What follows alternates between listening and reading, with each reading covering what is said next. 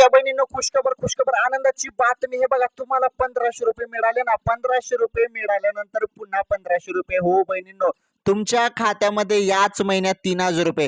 तुम्हाला 1500 रुपये मिळाले ते जुलैचे होते.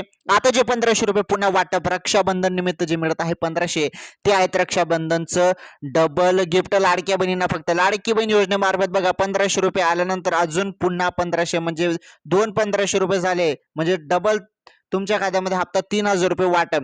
तर बघा आता किती बहिणींना हप्ता आला आणि किती बहिणींना हप्ता आला नाही ते सांगतो. ज्यांना ज्यांना जुलैचे 1500 रुपये येऊन गेलेले आहेत त्यांच्या खात्यामध्ये ऑगस्टचा हप्ता आताच आलेला आहे. अजून पुन्हा हप्ता आहे. सर्वात मोठी खुशखबर आहे, आनंदाची बातमी आहे. बघा, जुलैचे 1500 रुपये तुम्हाला भेटले तर ते होते 25व्या हप्त्याचे. त्याचा ऑलरेडी जी आर आला तर 319 कोटी रुपये त्यासाठी मंजूर झाले होते.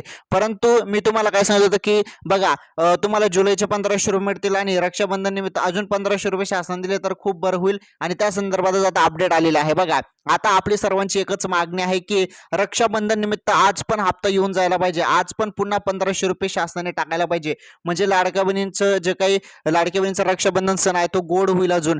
तर आपली आशा आहे आणि शासनाला विनंती आहे, आणि बघू आज पण तसं होतं का. कारण मागच्या असंच झालेलं आहे.